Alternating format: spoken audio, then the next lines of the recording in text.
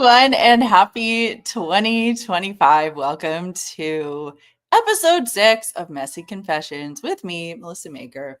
I'm very, very happy to be here right now and to have you all here. And I do apologize for a couple things, namely my appearance. I have a TV segment tomorrow morning. So I have like a whole routine planned where I have to wash my hair and blah, blah, blah, get ready for bed. So my hair is like just on the verge of being washed. It's not camera ready, which is why I'm still wearing a hat. And I'm sorry about the audio not working. I was having connection issues with my headphones just a moment ago. And I'm like, all right, I'm just gonna go on with dirty hair and no audio equipment. Hey, Maria. Feel free to say hi in the comments and let me know where you are watching from. Thanks so much for tuning in. We decided we would try doing a live at this time because we usually do them in and around the lunch hour, Eastern Standard Time. And that works for some people, but then we have a lot of people who are in Central, Mountain, and Pacific time as well as all over the world. So we just figured we would try at a different time to see, if other people wanted to join and pop in and say hey and see what's up. So, hey, Danielle. We're getting so many lovely comments. I love seeing your comments. Hey, Aparna, and Nicholas and Lisa and Alice and Chris and Sing It, and Asha and Debbie and Catherine. Oh my gosh, so many lovely people here. Hey, Rabbit Man, Kimberly, Deanna. So nice to see everyone here. So if you've done this with me before, you know, this is an opportunity for you, obviously, to listen in and get cleaning advice, but also for you to ask your cleaning questions if you happen to have one. This is your opportunity where you can just throw a question right at me and we can just dialogue either over text, or I can just talk by myself to you, or, and this is the coolest part, you can actually click the link in the comments. It's going to come up in just a second here, and you can join me on the live screen. So you'll actually see a split screen. You'll be on one side, I'll be on the other, and you and I can chat. And I'm really nice. I promise I won't do anything embarrassing or scary or weird when you and I are live. And I actually just love talking to people live. It gives me the opportunity to sort of dig in and ask you questions, and we can troubleshoot and get you the answer that you need for cleaning. I will, again, one more quick apology. It's my Canadian coming out. I'm at my sister's house right now, and my niece and nephew are not going to bed. And they are screaming right now. So if you hear screaming, that is what's going on in the background. Okay. I want to answer some of these questions. Justin, this is a funny question. What is my worst cleaning experience ever? I have to think about this. I'm going to tell you my cleaning company's one of our worst experiences ever.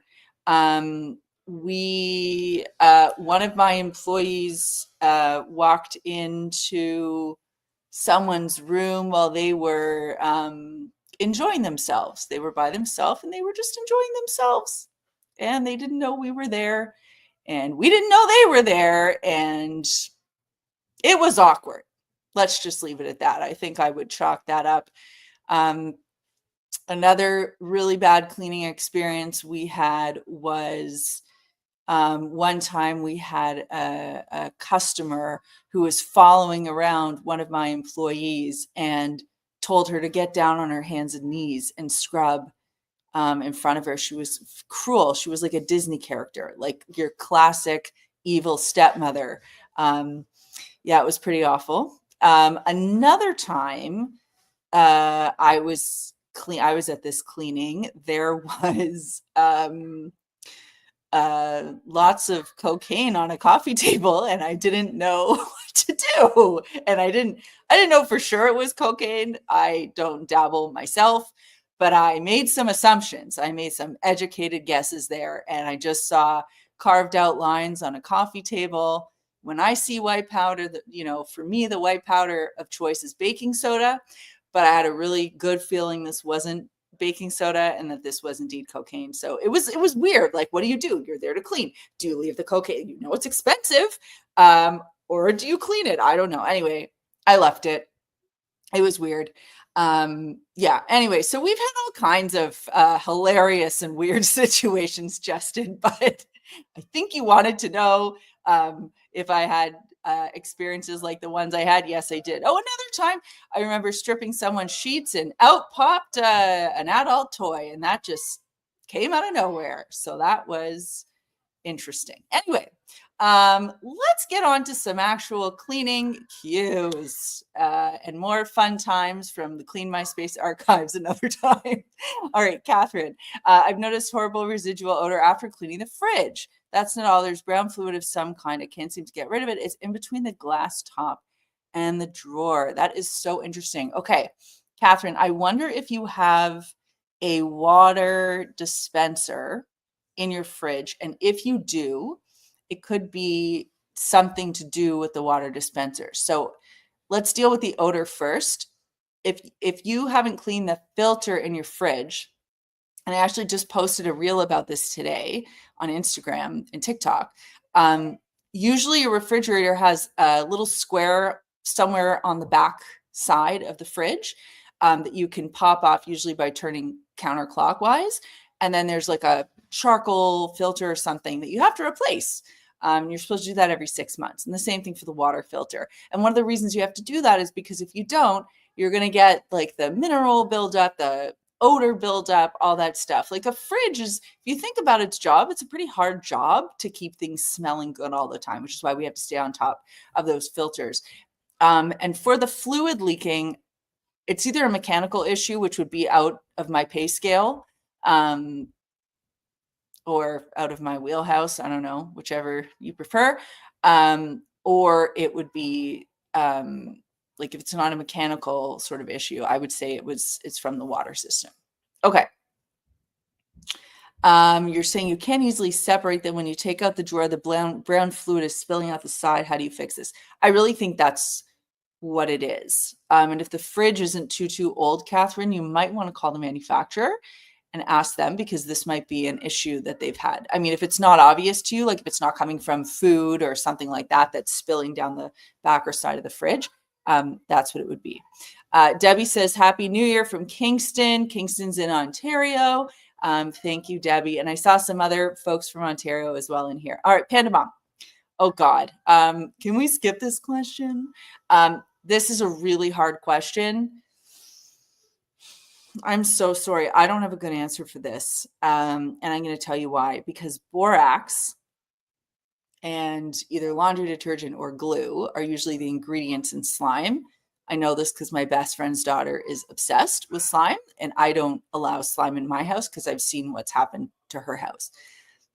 Glue is really difficult. You would need to use some sort of like a Goo Gone type situation, but you're dealing with a couch. So you don't want to use a solvent that can potentially cause a stain on the fabric. You know, this is something I want to look into. Okay. I want to give it a little bit more thought. So do me a favor. Stay tuned on the Clean My Space channel. The team and I were chatting today. We want to film some videos to answer some very specific questions. I think we should address this. So I know my team is listening. I'd like to answer this question for you doing proper research, because I at this point haven't found anything that's totally effective. So I want to give you a good answer, and I want to spend some time thinking about it. Okay. But thanks. That was a great question. And we love a challenge. Okay. Maggie, I can never get my kitchen counters decluttered. I hear you. Because it feels like I need everything on the counters because I use them all the time. But this is when we have to think through our processes and think through, is there a small appliance that I can eliminate? Or is there a spot in the cupboard where I can park this small appliance? Is there, a bread basket on the counter that actually doesn't need to be there that I could stick in a cupboard? Cluttered kitchen counters make enjoying and using your kitchen really difficult. So please try your best to, when you're looking at what's on the counters, to be very critical and think about your kitchen counters like New York City real estate. Like, it's very high value real estate, and the things that get to stay there have to be super important to you. If you're struggling for space elsewhere, something that you can try is to get like one of those rolling 3-tier carts. IKEA sells them, like a lot of, little organization. I see them at home stores all the time, like those metal 3-tier carts. That might be a really good organizing solution where you can put some other things that you still need, but you don't want sitting on the counter. You can put them in there to keep them in the kitchen. So I hope that helps. And if you heard my niece screaming, I'm sorry. It was very distracting to me. So I hope it didn't get to you. Okay. Sing it. How do you clean a memory foam pillow? You're sick. You can't. Okay. You can't clean a memory foam pillow, unfortunately.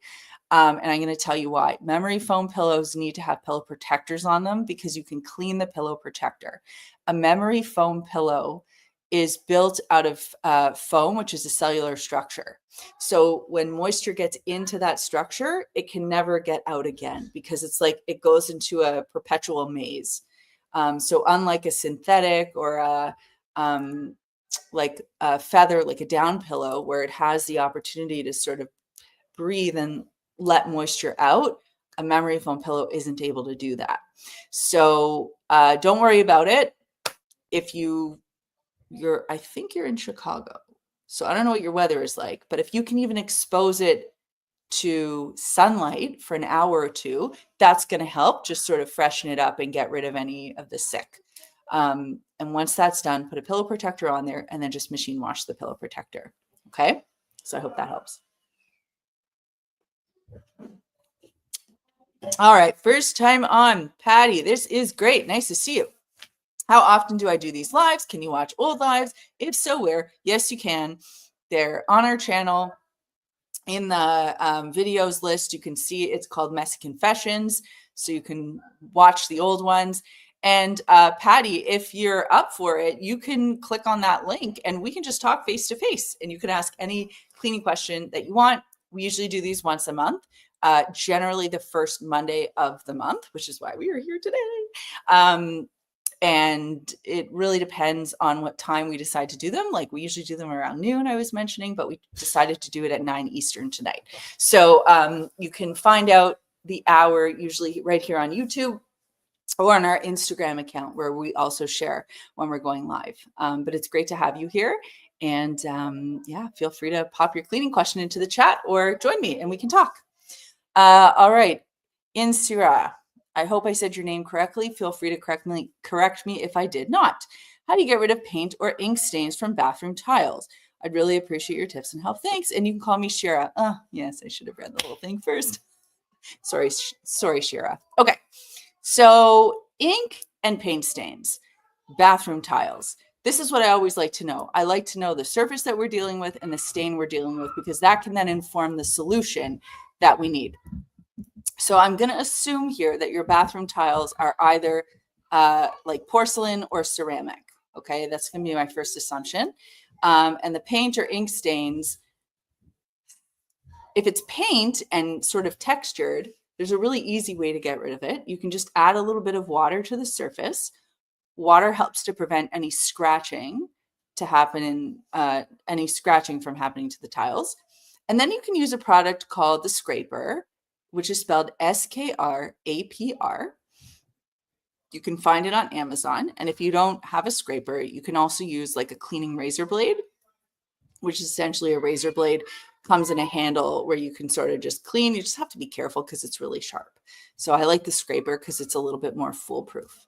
Okay, and then you just add water. You go in at a 45-degree angle and you can just gently scrape back and forth like this and the paint will chip off.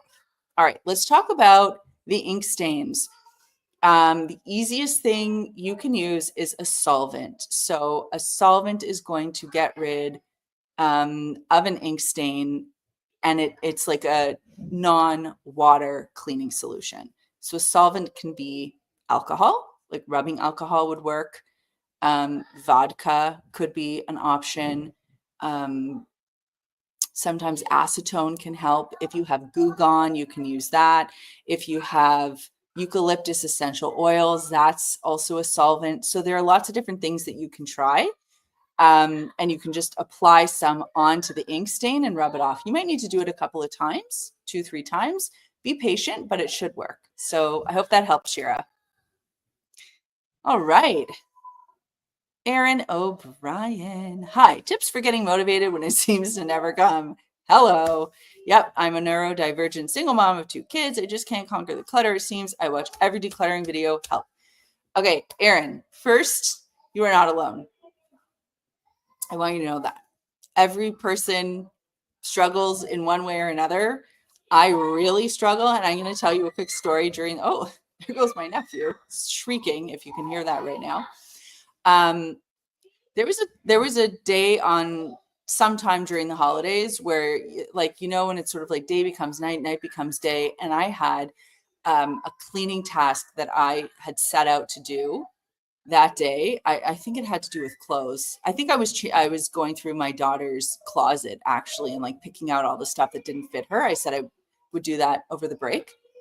And I remember, like, I knew that I had to do it that day, and I was in bed and I just flopped over and I could not get myself out of bed. I had zero motivation to do it. And like, I felt my body resisting with every cell.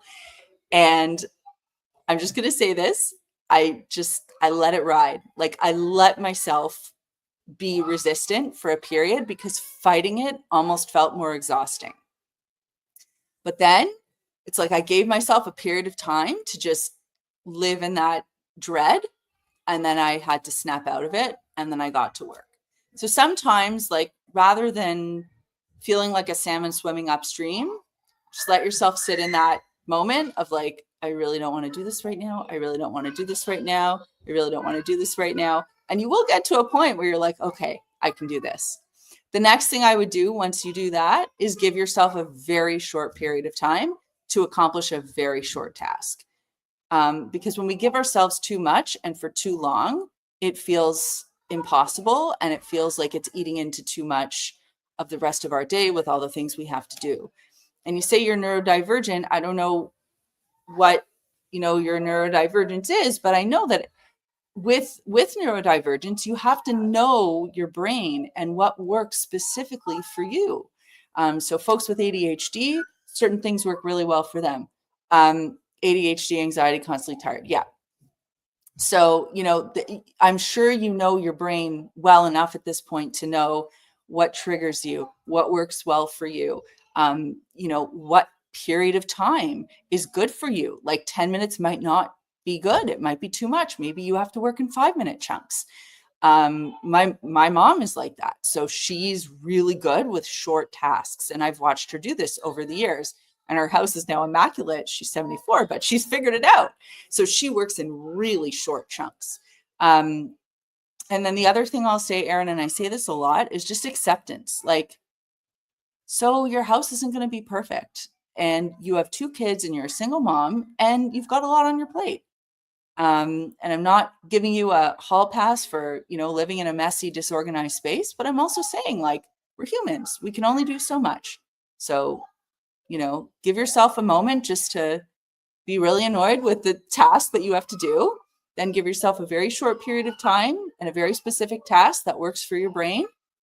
And then give yourself a lot of grace. Okay. So I hope that helps, Aaron. And thanks for asking that question. Chris wants to know what's my favorite laundry soap.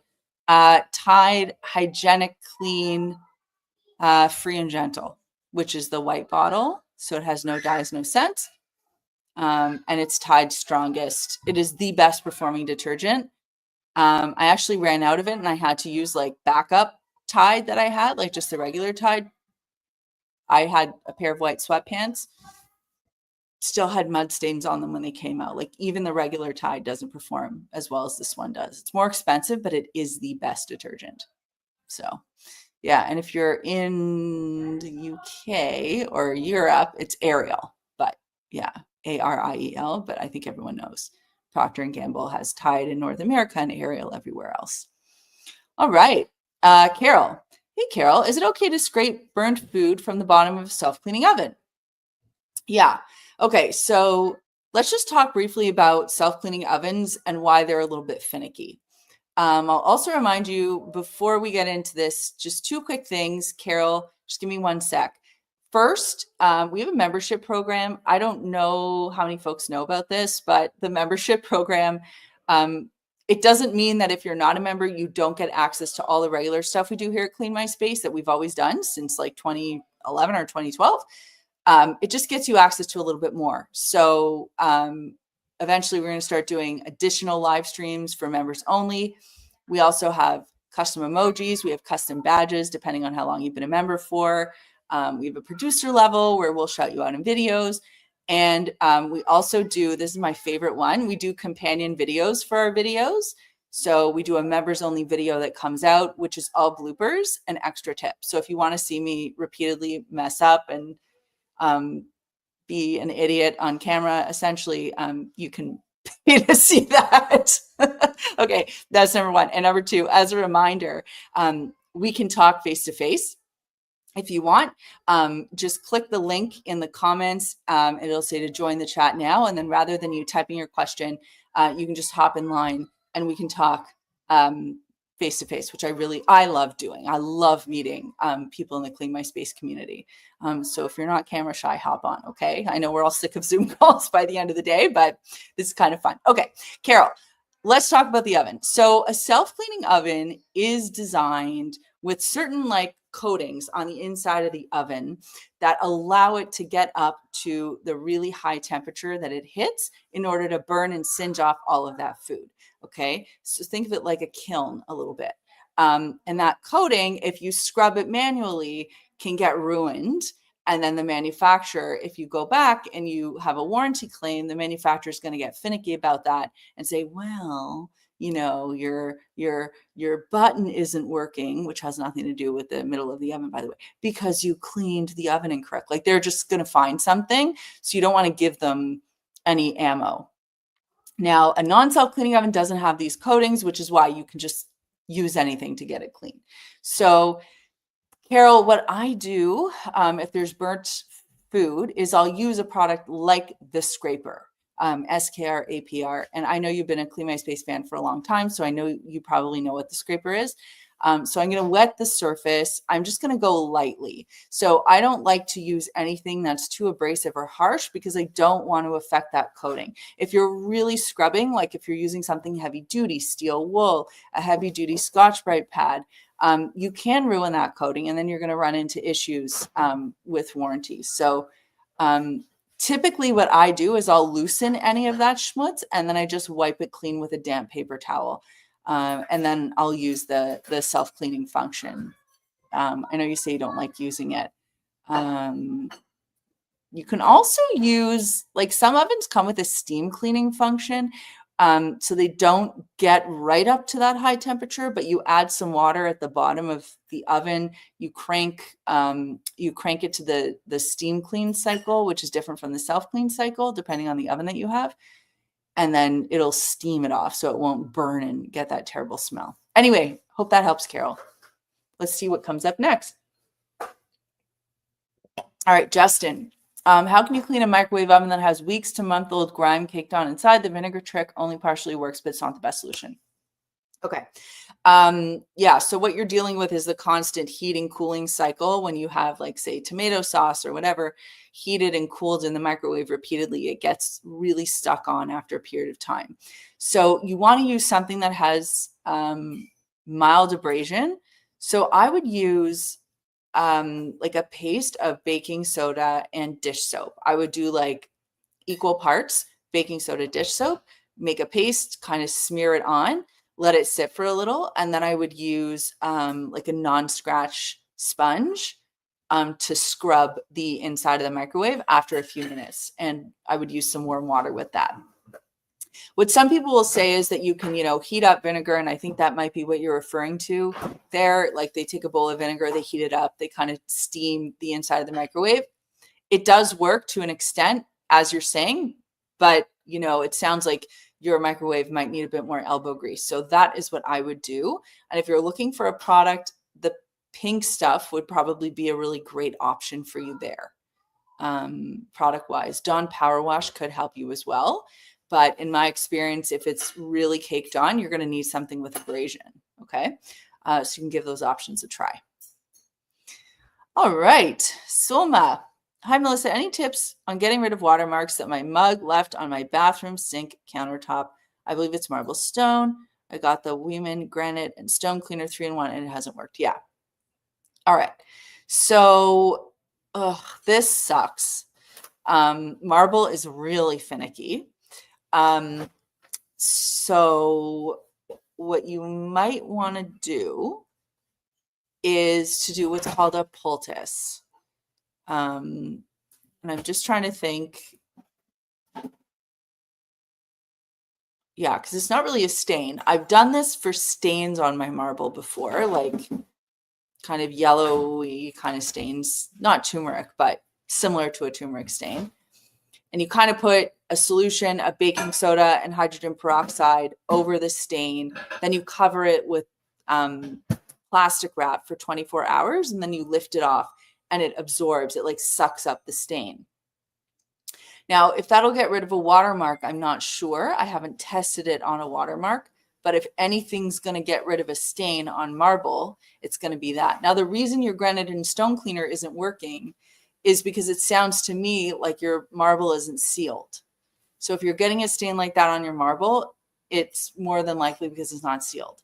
So your best bet is to see if you can correct this stain by using the poultice, like what I recommended, and then to seal it. Now, the other option is if you know the installer or the manufacturer of this particular countertop, you can call them and you can find out what you can use to sort of fix it. Option number 3 is to just roll with it and not make that mistake again, leave the mark as is, and seal your countertops. So I would say that's kind of your spectrum of options. I'm just trying to think if anything else is coming to mind, but no, I think those are your best options, Soma. Okay. So keep us posted on how that helps. All right, Nicole. Clutter always crowds every counter, table, or empty surface I own. Why can't I stop doing this? I clean all day, every day, and my house still looks messy due to the clutter. Yeah. Your house is going to always look, and more importantly, feel messy the more cluttered it is.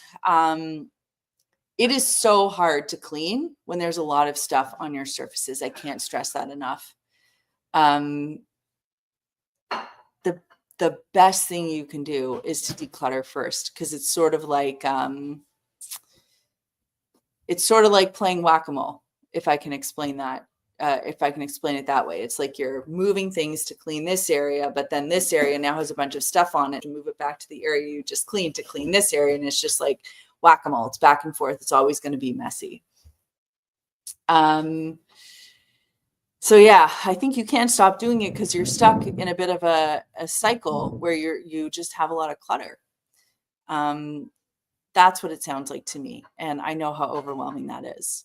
So I think step 1 is to deal with the clutter and to stop feeling bad about the cleaning part of it. And then once you've dealt with the clutter, I don't mean to sound corny. I know Marie Kondo said it many years ago, but having clutter-free surfaces really is life-changing. Like, you just feel like you live in a different space. And it's actually a really nice feeling. So that's what I would encourage you to try first, and stop feeling bad about it. Like, I can tell in your comments you're feeling bad and frustrated. I get it. But I think decluttering is where you have to start. And don't feel bad, because you're not alone. All right. So many great questions tonight. Oh, Jenny, that's so nice of you to say. Thank you. All right. How to clean. Okay, Nicole. How to clean the inside of a toilet tank. Didn't know I was supposed to do this every year, and I barely done it once in 10 years. I've never done it, so I don't know how to clean it either. If you figure it out, let me know. Yeah, it's not something I've ever done. And in my years of cleaning, it's not something that anyone's ever asked me to do either. See, this is what happens sometimes online. Like, I'll see things and it's like people are just cleaning things for the sake of cleaning things. I don't know. But yeah, I have yet to encounter that requirement in my own home. So strike that one off your to-do list, unless it's really problematic for you, in which case I would say send me an email and let me know if you figured it out, because I need to figure that one out too. LOL. All right, let's see. Alice, is there anything that helps keep the toilet bowl clean longer? Like any products that you recommend? Yeah, let's talk about keeping toilet bowls a little cleaner. So first of all, I like to keep the lid closed between uses, because dust, bacteria, all that stuff can get into the toilet bowl. So keeping the lid closed actually does you favors. Second, making sure that you turn your fan on when you're showering. I know how weird this sounds, but that pink orange mold that you see, that increases when there's a higher moisture content in your bathroom, and people see that in their toilet and they get really bothered by it. So all you need to do is make sure that you're ventilating properly, and your toilet will look and feel cleaner for longer. Sometimes people will put those like little clips on the side of their toilet, whatever they're called, like 4,000 flushes or something. I don't remember the number exactly, but I'm sure you all know what I'm talking about. I find those weird. I find blue toilet water really weird. So personally, I don't like those. And at the end of the day, nothing is going to get your toilet as clean as physically scrubbing, because what ends up happening is like a biofilm forms, just like, and I'm sorry to gross you out, but like just like in your water bottle, if you constantly drink from your water bottle and you don't clean it, you're going to get a biofilm, which is just a film of, bacteria, germs, whatever, just happens in nature, that is going to build up on the inside, on the mouth, like around the area where you're drinking, on the lid. Like you're going to get a buildup of biofilm. It's going to start to smell. It's going to look unsightly. Water bottles are obviously different than toilet bowls, but the same kind of science and process applies. So you have to manually scrub the toilet clean. So in terms of the best products you can use, if I'm noticing a little bit of staining, I think a product with a bit of abrasion is always helpful. So something like Barkeeper's Friend, I think really helps to scrub any of the buildup. Because there's a difference between just a spray and then something that mildly abrades a surface and really like works off any of that grime. And when you combine that with the physical scrubbing action of a toilet bowl brush, you're really getting the surface clean. And the cleaner you get a surface, the closer you can get the surface back to baseline, the longer it's going to stay clean for. So I hope that those tips kind of help you there. Lots of fun talks about the toilet bowl. All right, Scrappy Cat.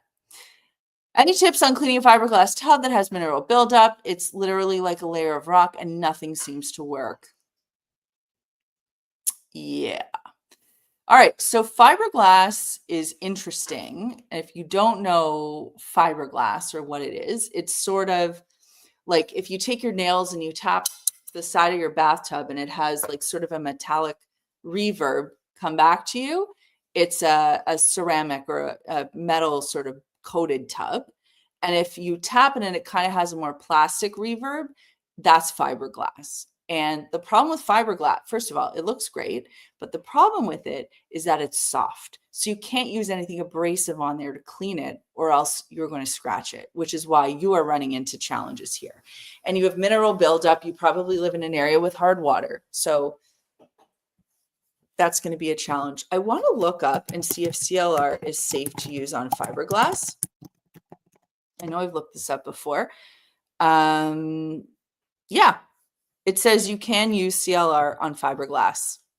So if I were you, I would give CLR a shot. It says you've tried, it says nothing seems to work. So I don't know if you've tried CLR before, but that is what I would use because it is the antidote to a mineral buildup. I would spray it on. I would get the spray foam version of it. I would spray it on, let that foam kind of sit and get really clingy. You can test it in a small area first just to make sure you're happy with the results.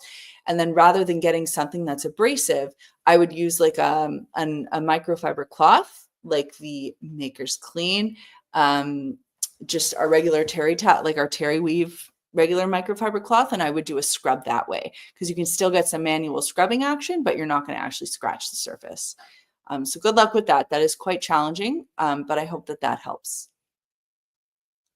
All right, Chris, how do I go from spending 5 to 6 hours a week cleaning my home down to 1 to 2? It's 1 floor, 2 dogs, and 3 people. Yeah, Chris, it's the grind is real. You know, I find myself cleaning sometimes and I'm like, how many freaking hours a week do I need to spend cleaning? And the truth is, like, we make messes, we have to clean them up. Like that's just part of living. You know, you have 2 dogs, you have 3 people, you probably have a lot of stuff on your floor. If you have a robot vacuum, that's going to save you some time. It's not going to be perfect, but I know, like with my cat and with the crumbs that my daughter leaves around and just the general mess that happens around the house, the floor has to be cleaned very regularly. Everything lands on the floor, and maintaining the floors takes a lot of my time. So I don't have a robot vacuum for other reasons, but I think a robot vacuum could actually save you a lot of time. In terms of everything else, like things like laundry and dishes and sort of cleaning the kitchen after, you cook a meal, like that's kind of time that we really can't do anything about. Like we have to spend that time unless we want to sort of, live in a messier space. But it's that other stuff, how can you save the time? So I would say number one is more cleaning as you go. So as an example, when you finish brushing your teeth in the morning, if you see a splatter on the mirror or toothpaste in the sink, just give your sink a quick rinse. That way you're not seeing the buildup. After you take a shower, turn on the fan, squeegee the shower so you don't have soap scum building up. Just those little things, hanging up your jackets, putting away your stuff when you come in each day, like those, I call them Ohio tasks, only handle it once. So, doing something one time instead of doing half of it now and then half of it later. It's those small tweaks that can end up saving you time on the back end. I wish I had more of a magic bullet. Wouldn't my channel be so much bigger if I did? But the truth is, like, that's, we just have to be smarter about how we move through our space and how we use our time. So I hope that gives you a little bit of insight. Joanna says, odd question. Try me, Joanna. You have no idea what I've seen. All right. You've shared a cleaning solution for all sorts of surfaces, but what do you suggest for hardwood floors? I'm worried the water isn't a good idea. That's why I need help. Okay. First of all, not an odd question. As I said, you have no idea the things I've been asked before. That's a very normal question. So hardwood, I don't clean my hardwood floors often with liquid. I vacuum and spot clean the hardwood because I find my wood, like, it looks better the less it's cleaned, which sounds kind of weird, but like the more clean, the more you strip the moisture from the floor, the more parched it looks. It sort of ages the wood quicker. So I like to stay away from moisture as much as I can. When I do mop the floor, I will use a solution of water and dish soap and nothing more. I keep it very simple. And the dish soap, I only use a tiny little bit because that way it's a no rinse solution. If you use a lot of product when you're mopping a floor, you're going to get sort of stickiness underfoot, and then you're going to have to do a rinsing wipe of the floor. And like, that's just extra work. And why would you do that? So I use, like, let's call it a fingernail size drop of dish soap, half a teaspoon, quarter teaspoon in a big bucket, like a gallon bucket, hot water, dip the mop pad in, kind of wring it out. You can also use that same solution in a spray bottle, spritz it on the floor, use a dry mop head, and sort of mop that way. So a couple different options. You can buy a product to clean your hardwood floor. Personally, I don't see a reason to spend the money on it. I get really great results with super basic product. And I think the most important thing is spot cleaning. Okay. So if, there's a spill or something like that, clean as you go. Now, if you have pets and you're noticing paw prints and messes sort of building up, you might have to clean the floor more frequently. I would still stick with the same solution. So I hope that that helps. All right. My gosh, we're getting so many great questions. Okay, T Love or Lisa. All right. I have a septic tank and my black porcelain kitchen sink has hard water stains. What can I use to clean it? I'm pretty sure I'm going to recommend CLR again, and I just want to make sure that it is septic safe. Just give me a second. Let's see. Yeah. So, yeah, CLR. Oh, this is a septic specific product, but it looks like, yeah, it says it contains no phosphates and it's septic safe. Okay. Sorry, I just wanted to make sure I was giving you the right recommendation. Yeah. So that's what I would do. I would get, again, depending on where the hard water stains are, I was going to say like you could, mix up the solution and spritz it on, but I also really like their foam product. And the reason I like the foam product is because it's clingy and it stays right where you spray it instead of like just leaking or pouring off. So I would get CLR, the foam product, and I would spray it onto that area and I would let it sit. I would follow the package instructions. You might have to repeat it a couple times, but that should tackle the hard water stains. CLR is an EPA Safer Choice certified product, and is designed specifically to deal with calcium, lime, and rust stains. For anyone that has hard water, I think it's like a must-have product because it's that you're constantly going to be battling that. All right, so I hope that helps, Lisa. Okay, Asiki, I hope I said your name correctly. Please feel free to correct me if I didn't. Do I use cleaning gloves to keep my nails nice? My nails used to get destroyed until I bought good gloves, but most gloves fall apart under high heat. You hand wash. Okay. Yeah, so interestingly, I recently decided to start putting gel on my nails because I got sick and tired of how much of a beating my natural nails were taking from cleaning, because inevitably I will always forget to use a glove. That said, I think cleaning gloves are amazing because they protect your hands and your nails, and I wish that I was better at keeping that habit. It's interesting that you say they fall apart under high heat, because I'm wondering, like, cleaning with hot water or scrubbing with hot water is great, but if you're using water that's so hot that it's kind of ruining your rubber gloves, water might be too hot. You maybe don't have to go that hard. So just keep that in mind.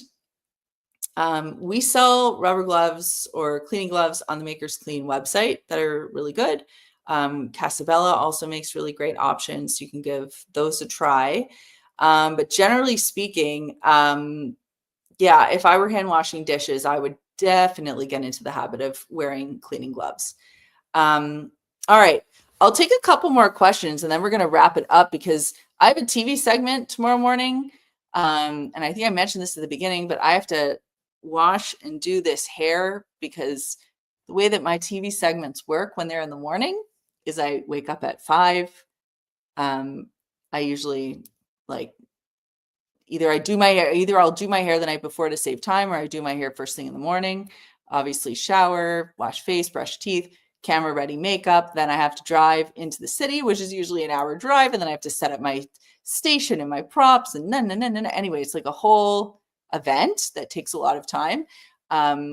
Yeah, and I have to like review my segment and stuff. So I want to make sure I have time for that before I hit the hay. Kristen, what products to clean shower screens? So shower screens, like in Australia and the UK, are like shower doors, like glass shower doors. So many different options for this. If you have hard water buildup, like Magic Eraser is amazing for cleaning these. Amazing. You can also use superfine steel wool. So it's steel wool. You're going to see the number 0000, 4 zeros. You're going to use it with a little bit of soapy water. You never want to use it dry or else it's going to scratch. The same thing goes for your Magic Eraser. And you're just going to scrub and that will get it like shockingly clean. It can also work on the metal components, both the Magic Eraser and the superfine steel wool. There are also products you can use. The Pink Stuff could work really well for that. Even baking soda and dish soap mixed together could work really well for that. So you have lots of different options. And once you get your shower screen clean to the way you like it, please promise me that you will squeegee your shower every time you use it, and then you'll never have to do that again. All right, let's take one more question. Alejandra, what do you recommend for pet hair on the couch? All right, so vacuuming very regularly is important. So if you have a vacuum that has like a small brush attachment, use that. Ideally, that has a small roller head. Lint rollers are great for upholstery because they just pick up constantly. They're sort of wasteful. Another thing you can do is you can take a squeegee, like a rubber tip squeegee. You can wet the rubber tip squeegee and just use kind of short strokes. It's pretty amazing. Like, you should try this when you get off this call. It's pretty amazing what a squeegee can accomplish on a sofa when it comes to pet hair. It's like gross. So you wet the squeegee tip and then you just start doing little strokes on the upholstery and you'll see what comes up. It's going to be real gross. The other thing that some pet owners do is they have a blanket that they throw over their couch or whatever, and then they just take off the blanket and clean and like launder the blanket regularly, and it just sort of provides that additional layer to protect against the pet hair. So I hope that helps. All right, I am so sorry. Oh, Grayson. Okay, thank you so much for your lovely comment. I hope you all enjoyed hanging out with me tonight and talking cleaning. And I hope you have a great January and like an amazing start to 2025. I'll just say this, there's going to be a lot coming your way in 2025 from Clean My Space. We have some big changes coming up, some announcements and things to stay tuned for. And I'm really excited to share that stuff, that news with all of you. There's been a lot going on, but I know 2025 is going to be an amazing year. I feel it in my bones. I'm feeling really good about this year ahead. And my wish is the exact same for you, that you have an amazing year ahead too. So I'll see you in this format next first Monday of February. And of course, I'll see you on YouTube and Instagram before then. You know where to find me. Have a great night.